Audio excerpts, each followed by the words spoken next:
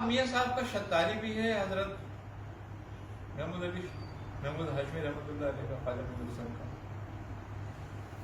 اور مداری بھی۔ ان کا بیسک سلسلہ شتاری مداری تھا۔ ایک سلسلہ ان کا جا کر منتہی ہوتا ہے حضرت میاں امام العاشقین حضرت قبلہ شاہ قلعہ شیر مظہر مطہر رحمۃ اللہ علیہ، جو حضرت شاہ بدرالدین قطب المدار کے خلیفہ ہیں، اور ایک حسام الدین سلامتی رحمۃ اللہ علیہ سے جا کر منتہی ہوتا ہے۔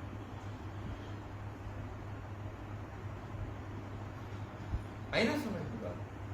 اچھا، ایک سلسلہ شاہ ولی اللہ سے ہوتا ہوا، وہ اس طریقے سے کہ سید محمود ہاشمی، پیر مظفر شاہ، پیر اسماعیل شاہ، پیر لطف اللہ شاہ، اور شاہ ولی اللہ شاہ۔ شاہ ولی اللہ رحمۃ اللہ علیہ کے جتنے بھی سلاسل تھے جس میں آپ اجازت دیتے تھے، وہ تمام کے تمام میاں صاحب کے پاس موجود۔ اسی طریقے سے ہمیں ایک سلسلہ نسبت ہوا ہمارے کو پیر عرفان علی شاہ صاحب کے ذریعے۔ پیر عرفان علی شاہ صاحب، ان کے والد پیر مظفر شاہ صاحب، اور مولانا فضل الرحمان گنجوال۔ اب جتنے بھی مولانا فضل الرحمان گنجوال والے کے سلسلے تھے وہ ہمارے کو منسلک ہیں۔ آئی نہیں سمجھ بات؟ اسی طریقے سے ہمارے سلسلے ایک تو بیسک سیدھا چلا آ رہا ہے جو حضرت شاہ مخلص الرحمان جہانگیر اور عبدالحی شاہ صاحب سے، اسی طرح عبدالحی شاہ صاحب سے الگ الگ سلاسل ملے تھے۔ ایک شاہ عبد الرزاق باسوی سے ملا، ایک حاجی امداد اللہ محلی مکی سے ملا۔ اسی طرح جب ہم آگے بڑھتے ہیں تو حضرت شاہ منیم پاک باز سے ابو العلائی سلسلہ ملا، نسبت ہوئی۔ نہیں، ابو العلائی نقشبندی ابو العلائی۔ اس سے آگے بڑھتے ہیں ہم حضرت جعفر دیمان رحمۃ اللہ تعالی علیہ سے، تو یہاں سے ہمیں تین سلسلے ملتے ہیں، ایک شتاری، ایک مداری، اور ایک فردوسی۔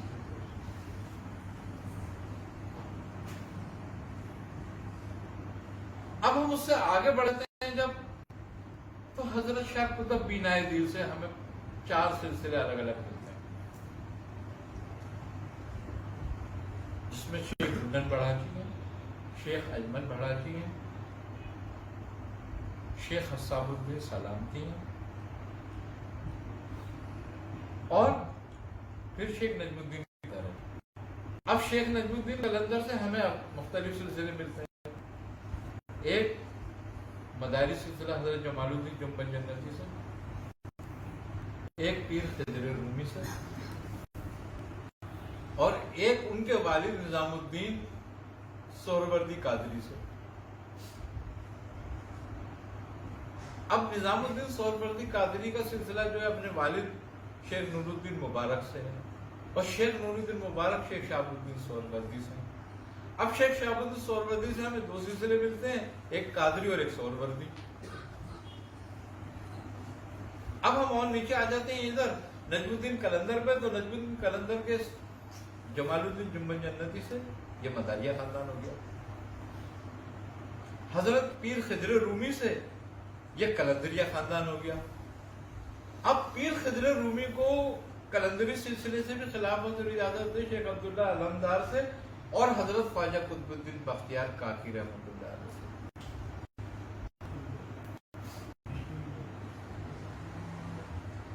تو اب یہ سب نسبتیں ہیں ہماری، لیکن ہمارا بیسک سلسلہ وہ ہے جس کا ہم شجرہ پڑھتے ہیں۔ اب شجرہ جتنا ہم پڑھتے ہیں وہ قادری سہروردی ہے، ابو العلائی، اس میں نسبت ابو العلائی، سلسلہ وہی قادری سہروردی ہے ہمارا، زیادہ سیدھا۔ تو جب تک ہم اپنے سلسلوں کی نسبت کو نہیں جانتے، اچھا اب شاذلی سلسلہ ہمارے پاس کہاں سے؟ اس لیے کہ شاذلی سلسلہ ہمیں حضرت خواجہ منظور حسین شاہ صاحب سے بھی ملا، اور حضرت عثمان علی شاہ صاحب سے بھی ملا. عثمان علی شاہ صاحب کو شاذلی سلسلہ ملا تھا مولانا عبد القدیر صاحب سے, وہ شاذلی تھے. اور ان سے جو ہمیں شاذلی سلسلہ ملا خواجہ منظور حسین شاہ صاحب سے, وہ شاہ ولی اللہ سے ملا.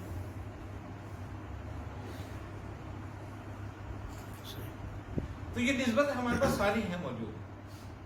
اسی طرح ہمارا رفاعی سلسلے میں بھی تعلق ہے, حجاجی سلسلے سے بھی تعلق ہے, اس کے سب شجرے میرے پاس محفوظ ہیں.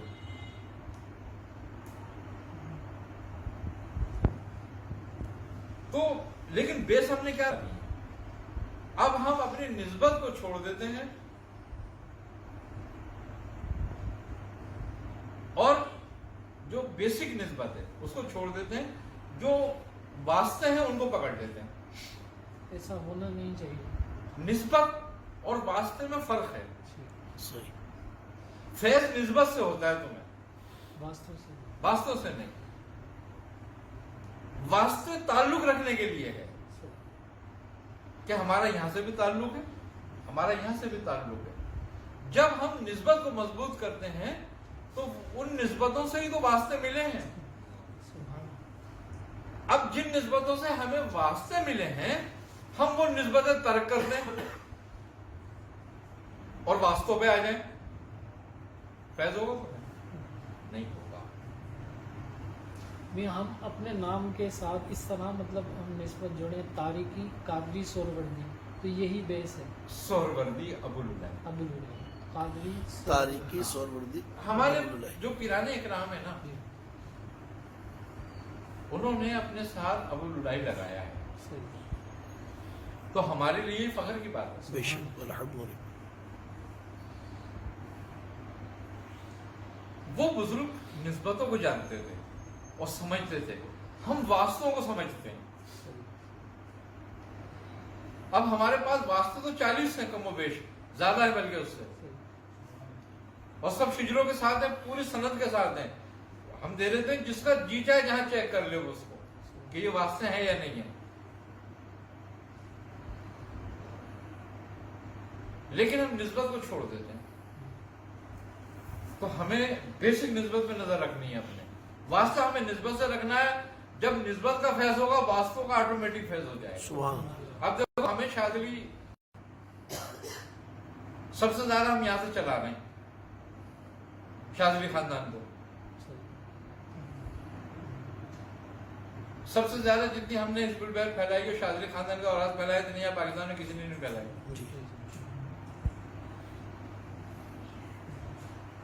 تو یہ میں سمجھتا ہوں کہ یہ جو ہمیں توفیق ملی یہ ہماری نسبت کی وجہ سے ملی ہے, ہماری وجہ سے نہیں ملی, ہمیں کسی واسطے سے نہیں ملی. سبحان اللہ.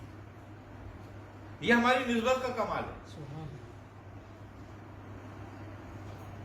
ہمارے اندر ہمارا کوئی عمل ایسا نہیں ہے. لیکن نسبت بڑی چیز ہوتی ہے. نسبت تمہارے عمل کو نہیں دیکھتی, کیونکہ ماں باپ جو ہوتے ہیں وہ اولاد کی گناہ اور نیکیوں کو نہیں دیکھتے, وہ ان کے گندے پن کو اچھے پن کو نہیں دیکھتے. ایک بچہ گندا ہو ایک بچہ نہایا ہوا ہو, وہ اس بات کو نہیں دیکھتے کہ میں نے گندے کو اٹھا لیا گود میں اور نہائے ہوئے کو چھوڑ دیا. ان کی محبت سب سے ایک جیسی ہوتی ہے. اور بلکہ نسبت کا کمال یہ ہوتا ہے کہ وہ بروں کو زیادہ سمجھتے ہیں اچھوں کی بنسبت, اس لیے کہ وہ برے جو ہوتے ہیں ان کو انہوں نے سنبھالنا ہوتا ہے تو ان کی توجہ ان پہ زیادہ ہوتی ہے. اچھے تو سنبھلے ہوئے ہوتے ہیں. تو میں سمجھتا ہوں اسی نسبت کی وجہ سے کہ ہم لوگ سنبھلے ہوئے نہیں تھے, انہوں نے سنبھالنے کے لیے سب کچھ کرایا ہمیں. تو نسبت کا بڑا فیض ہوتا ہے.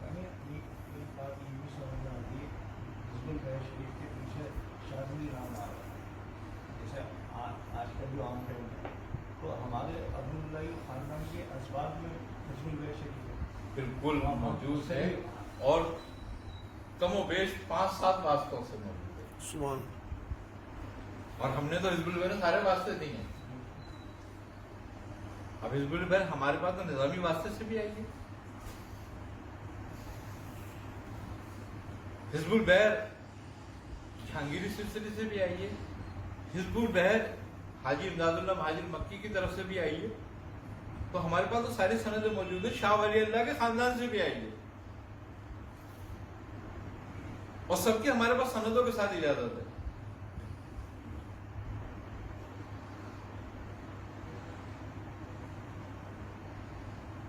آئی نا سمجھ پر؟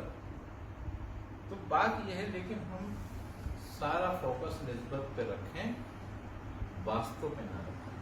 واسطے ہمارے ہیں، یہ ہمارے لیے فخر کی بات ہے کہ ہمارے اتنے واسطے ہیں،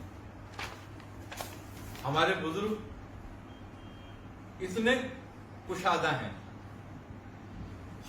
ان کا سلسلے، ان کی کڑیاں اتنی پھیلی ہوئی ہیں، جس درخت کی شاخیں جتنی پھیلی ہوئی ہوتی ہیں وہ اتنا مضبوط ہوتا ہے۔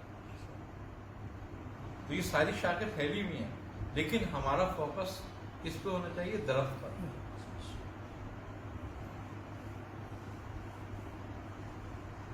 جب ہمارا فوکس درخت پہ رہے گا تو ہمیں کامیابی ہوگی۔ آج ہمارے ہاں سب سے بڑی ناکامی کی وجہ جو ہے، یا روحانیت کی جو کمی ہو جاتی ہے، یا اذکار میں جو ہمیں فائدہ نہیں ہوتا پوری طریقے سے جیسا ہونا چاہیے، اس کی وجہ صرف یہی ہے کہ ہماری نسبت پہ فوکس نہیں رہتا۔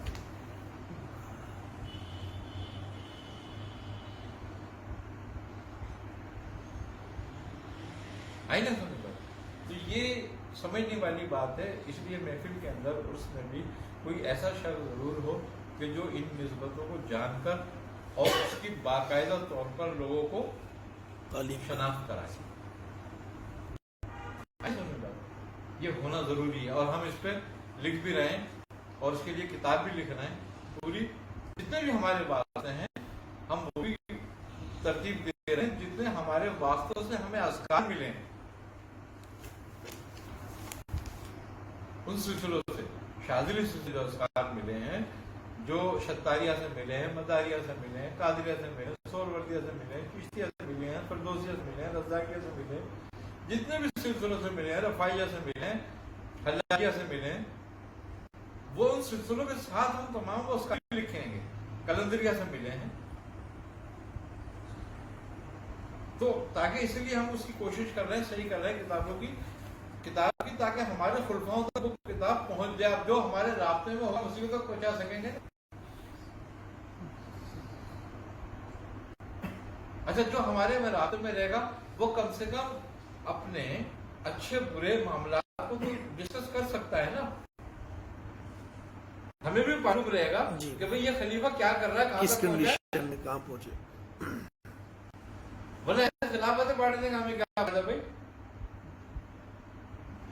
یہ کوئی حلوہ تھوڑی ہے لنگر کا۔ تو بول تو اعلان کرو بھائی، جو ہم سے رابطہ رکھتا ہے، جو ہمارے ریکارڈ میں موجود ہے، وہ خلیفہ رہے گا، اور جو نہیں رکھتا رابطہ، نہیں ریکارڈ میں رہتا، اس کو کینسل سمجھ لو۔ ہمیں یہاں اکٹھے کرنے کی ضرورت نہیں ہے، لوگ خواہ مخواہ جو اس راستے میں خلافت لیے، جب اس راستے میں نہیں چلیں گے اور اس کو ذکر و اذکاری نہیں کریں گے، اور سلسلے کو آگے نہیں بڑھائیں گے، تو ہمیں ان کا کیا فائدہ؟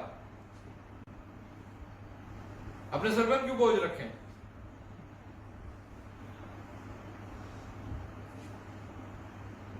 ہاں، جو رابطہ میں رکھتے وہ مریدوں میں رہیں گے ہمیشہ، جب تک وہ چاہیں گے، کیونکہ مرید کو ہم خارج نہیں کر سکتے، مرید خود خارج ہو سکتا ہے اپنی زبان سے۔ تو جب تک وہ لوگ چاہیں گے جب تک رہیں گے، لیکن خلافت ہم خارج کر سکتے ہیں۔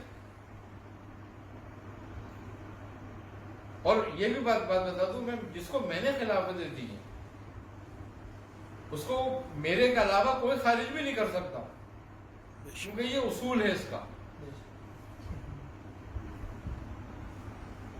میرے بعد اگر میری اولادیں چاہیں کہ بھئی وہ فلاں جو خلیفہ ہے وہ ہم سے نہیں مل رہا تو ہم اس کو خارج کر دیں، ان کی کوئی طاقت نہیں۔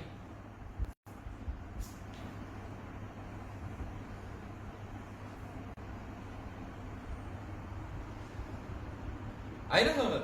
ہاں، یہ اپنے مریدوں کے، اپنے خلفاؤں کی کریں، जो भी कुछ करना है। लेकिन इनकी ये ताकत नहीं होगी कि कोई इसे नहीं रखता, इसका मतलब ये नहीं कि वो खारिज हो जाएगा।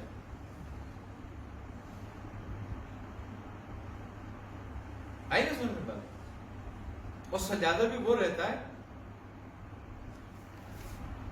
जो शरीयत और तरीकत का पालन हो, जो तरीकत के अमूर को समझता हो, जो तरीके अमूरों को जानता हो। नहीं तो खिलाफत भी नहीं, वो सज्जाद की भी नहीं रहती, वो बस अपनी नाम का सज्जादा होता है बस। हर चीज का एक कायदा कानून है। सज्जादा सज्जाद से है और सज्जादे का मायने मुसल्ले के हैं। वो मुसल्ला जो मसनद और इरशाद हो,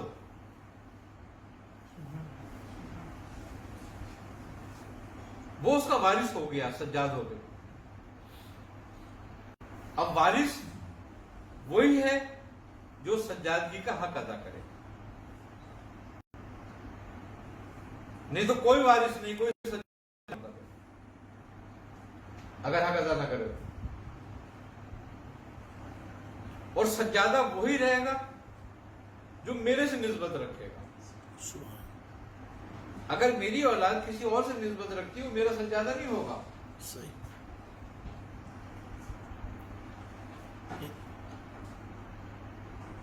बाबा के मैं उसको मुकर्रर ना करूं, सुब बैठ करके और इजाजत दे। अगर मुझसे निस्बत नहीं है, उसकी निस्बत किसी और से, तो मेरा सज्जादा नहीं हो सकता।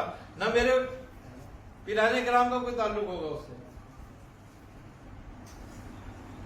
बुला ताल्लुक है। ये कानून है तरीकत का।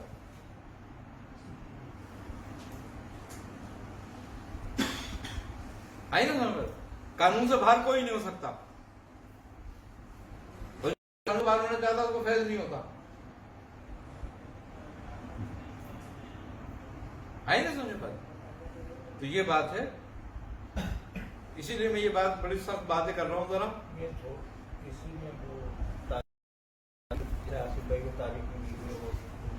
जितने लोगों को तारीख दे दी है या जिन लोगों ने तारीख ले ली है, उनको चाहिए कि उस पर अमल करें और उसको सिलसिले की तारीखों को बढ़ाएं आगे और उसमें बाकायदा एहतमाम करें अपनी कुव्वत के।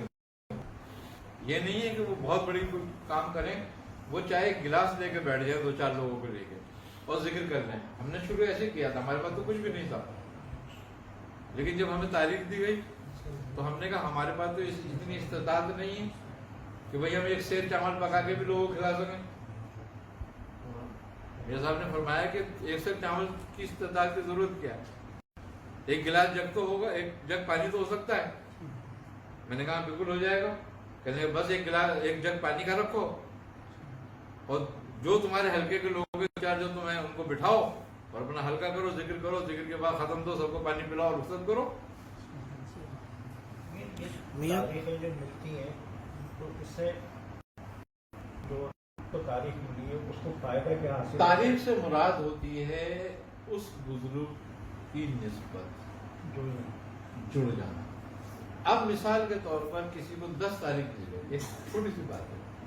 अब तारीख दी गई, हमने उसको कहा भाई ये तारीख जो है 10 सिलसिले के एतबार से 2 बुजुर्गों से बनती है। मिसाल के तौर पर एक इमाम हुसैन आली मुकाम से और एक हजरत सैयदना शेख शहाबुद्दीन सोहरवर्दी रहमतुल्लाह अलैह से।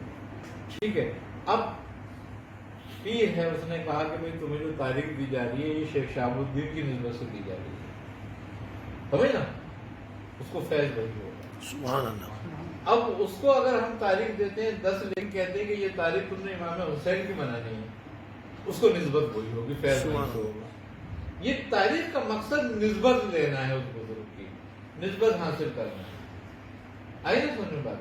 अब हम 17 तारीख मिसाल के तौर मियां साहब फरमाते थे, करते थे, मैं 27 करता था, तो 27 तारीख हजरत सैयद शेख मुसा हाशमी रहमतुल्लाह अलैह की है, वह हमारे जो है दादा मुर्शिद की जगह।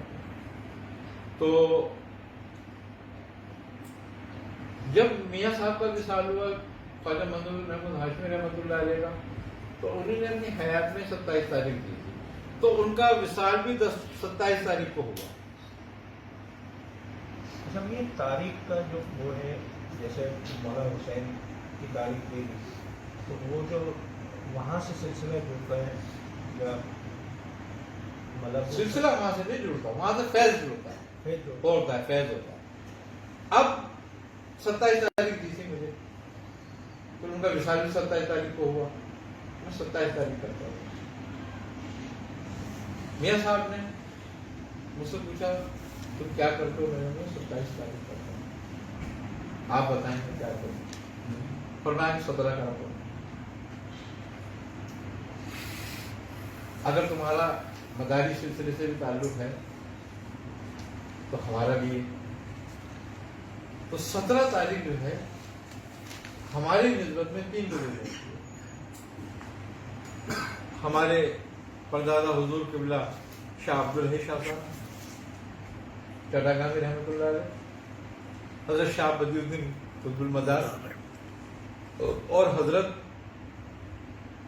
سیدنا شیخ القادر جیلانی، اور بعض روایتوں میں حضرت محبوب الہی کی تاریخ بھی 17۔ تو میاں صاحب نے فرمایا کہ یہ 4 تاریخ بزرگوں کی ہے، تم 17 کرو کرو تو سب کی ہو۔ سبحان اب میاں صاحب نے فرمایا کہ 17 کرو کرو تاکہ سب کی ہو، سبحان اللہ۔ تو ایک فیض جڑ گیا نا نسبت ہو گئی۔ اب جب سے میں نے کہا میاں، اس زمانے میں میرے حالات ایسے تھے، میں نے کہا میاں میں کیسے کروں یہ تاریخ؟ تو آپ فرمانے لگے، کہنے کچھ نہیں، تم ایک جگ کا گلاس لے کے بیٹھ جاؤ، ایک جگ اور ایک گلاس، اور اس کا ذکر کرنا، ٹھیک ہے؟ شروع تم کرو، انجام ہو جائے گا۔ سبحان اللہ۔ یہ ہوا کہ وہ ہم ایک جگہ لے کے بیٹھے، پھر ایک دیگچی میں لے کے بیٹھے 100 کلو چاول، اور آج پڑھتے پڑھتے یہاں تک آ گئے۔ لیکن ایک تسلسل ہے۔ میں آپ کو بتاؤں کہ اتنے عرصے میں سن 1981 سے میں نے 17 تاریخ شروع کی، آج کیا ہے؟ ایک بھی تاریخ کا ناغہ نہیں سبحان اللہ۔ اس عرصے میں۔ ایسے بھی حالات ہوئے، ہڑتالیں ہوئی، بڑے ہنگامے فساد ہوئے، کرفیو لگے ہوئے رہے، لیکن 17 تاریخ ہوئی۔ 35 سالوں ہاں۔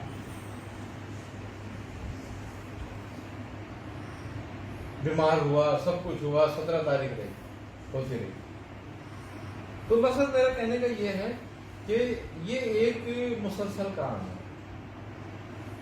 جس میں لگ جاؤ۔ تاریخ دینے کا مقصد یہ ہوتا ہے تمہاری شناخت ہو جاتی ہے۔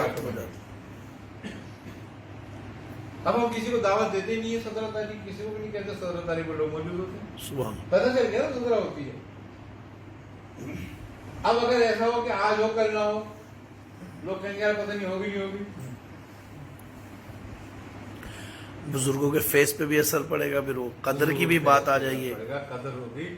دیکھو ایک بات بتا دوں میں، میاں صاحب فرماتے تھے کہ میاں جو بزرگ کی تاریخ ہے وہ شب قدر کی طرح ہے۔ سبحان اللہ۔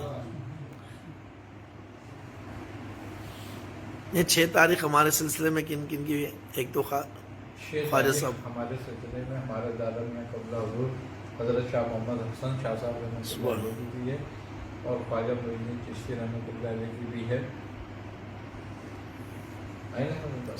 تو مقصد کہنے کا یہ ہے کہ جو تاریخ دی جاتی ہے نا، وہ سمجھ لو تمہارے لیے ایسے فیض کا منبع ہے جیسے شب قدر کی طرح۔ سبحان اللہ، وہ فیض اللہ تعالیٰ کی طرف سے ہے، یہ فیض اس بزرگ کی طرف سے۔ سبحان اللہ۔ اور جب ہم کسی بزرگ کی باقاعدہ طور پر نسبت قائم کرتے ہیں اور ان کی تاریخ مناتے ہیں تو وہ ہم ہماری طرف متوجہ ہو جاتے ہیں۔ دیکھو اس علم روحانیت میں سب سے پہلا جو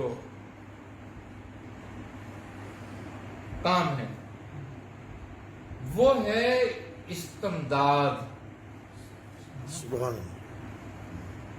استمداد شیوخ اگر نہیں ہوتی اور ہمارا ایمان اس پر نہ ہو یقین کہ وہ ہماری رہنمائی اور مدد کر سکتے ہیں یا کرتے ہیں، تو یہ سارا علم روحانیت بیکار ہے. بیکار ہے. اللہ.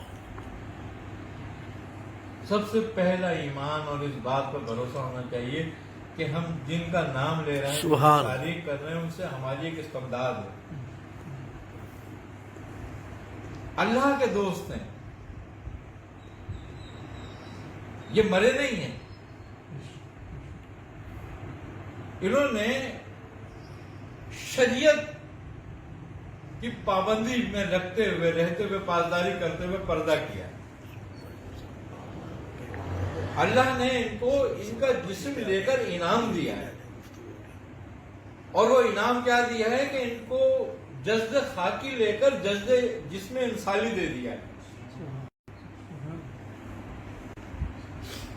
تو جسد خاکی کی تو کوئی حیثیت ہی نہیں ہے جو جسم انسانی کی ہے. سبحان اللہ. اور جسم انسانی کا تعلق ناسوت سے لے کے لاہوت تک ہے. سبحان اللہ. یہ انعام کے طور پر ان کو جسم دیا جاتا ہے، جسم انسانی، یعنی کہ وہ ایک نورانی خرقہ ہے جو ان کو دیا جاتا ہے. اس کا تعلق ناسوت سے لے کے لاہوت تک ہوتا ہے. کوئی عالم اس سے پوشیدہ نہیں ہوتا پھر، اور اس کے فیض برکات اس کو ہو رہے ہوتے ہیں. تو اب یہ دیکھو کہ ان کی زندگی ظاہری کے بعد جو ان کی باطنی حیات ہے اس میں ان کے فیضات اور برکات کتنے بڑھ جائیں گے. سبحان اللہ. تو جب تک ہمارا ایمان اس بات پر نہیں ہوگا، ہمارا یقین اس بات پر نہیں ہوگا، ہم اس بات کو نہیں سمجھیں گے، روحانیت کا مقصد ہی نہیں سمجھیں گے. سبحان. اور روحانیت سے ہمارا کوئی تعلق ہی نہیں ہے. پھر پہلے ہمیں اس تعلق کو سمجھنا ہے. صحیح. آئی نا سمجھ. اب تم کسی کی بزرگ کی اس کی ظاہری بات زندگی میں اس کی بار بار دعوت کرو اور بلاؤ، اور زیادہ بار بار دعوت کرو گے، کھانا کھلاؤ گے، خدمت کرو گے، کتنی محبت ہو جائے گی. سبحان. تو ان کا باطنی جو تاریخ منانے کا مقصد ہے، عرس منانے کا مقصد ہے یہی استمداد ہے. استمدادی ہے کہ وہ روحانی طور پہ پھر ہماری مدد کرتے ہیں. سبحان. اور یہ مدد وہ ہے کہ جس میں قرآن بھی کہہ رہا ہے جس کو سبحان. کہ اللہ، اس کے رسول اور اس کے نیک فرشتے اور نیک اور مومنین نیک مومن مددگار ہیں. مددگار ہیں. قرآن کہہ رہا ہے. اور پھر سورہ قدر،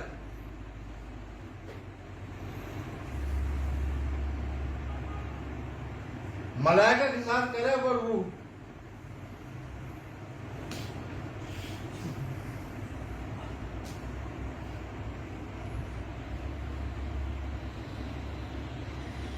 تنزل الملائکہ والروح. والروح.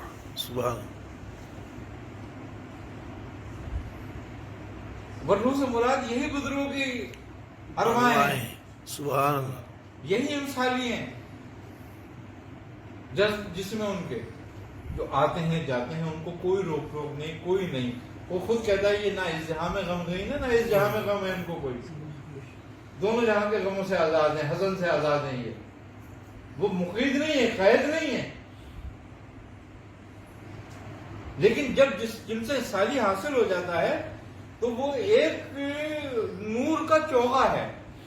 سبحان اللہ. اب نور کو میں دیکھ سکتا ہوں؟ میں نہیں دیکھ سکتا، کوئی نہیں دیکھ سکتا جب تک کہ اس کے اندر نور نہ ہو. سبحان اللہ. جب اس کے اندر نور پیدا ہوتا ہے پھر وہ دیکھتا بھی ہے، صحیح. استمداد بھی کرتا ہے، ملاقات بھی کرتا ہے، سب کچھ ہوتا ہے. ساری صحیح بزرگوں کی ظاہری جو ریاضت تھی وہ نور کے لیے تو تھی، اس کو پیدا کرنے کے لیے کہ نور کے ذریعے اس نور تک پہنچے.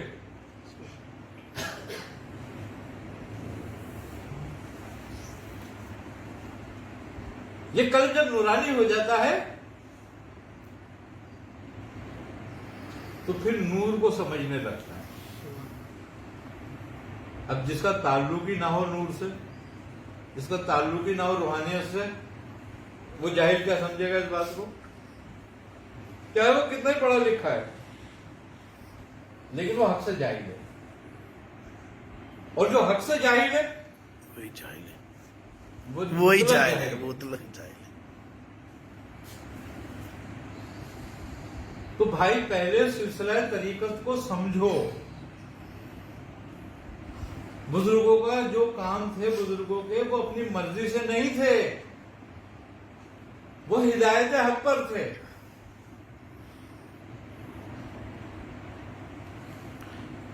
میاں جو تاریخیں بھی ہوتی ہیں یہ بھی بزرگ چاہتے ہیں تو عطا کی جاتی ہے. اسی لیے عطا ہوتی ہیں، فیض و برکات کے لیے عطا ہوتی ہیں.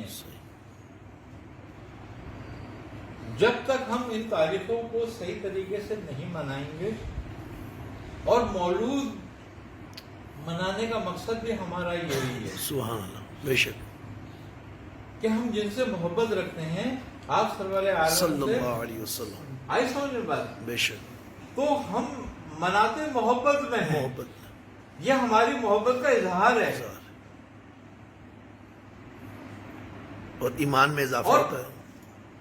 نہیں، یہ ہمارے لیے ایک ایسی سعادت ہے کہ ہماری دنیا میں آنے کا مقصد ہی یہی ہے. سبحان اللہ. اگر ہم آپ کے مولود سے غافل ہو جائیں، آپ کی ثنا سے غافل ہو جائیں، آپ کے ذکر سے غافل ہو جائیں، اللہ تعالیٰ کہہ رہا ہے، میں نہیں کہہ رہا، آپ نہیں کہہ رہے، کوئی انسان نہیں کہہ رہا، پر رفعنا اللہ کا ذکر، کہ ہم نے آپ کے ذکر کو بلند کر دیا. تو اس کا مطلب یہ ہے کہ جب رب نے جس کے ذکر کو بلند کر دیا تو اس کا ذکر کرے گا تو اللہ تعالیٰ تجھے بھی درجات کو بلند کرے گا اس کے سبحان اللہ، سبحان اللہ. صدقے میں.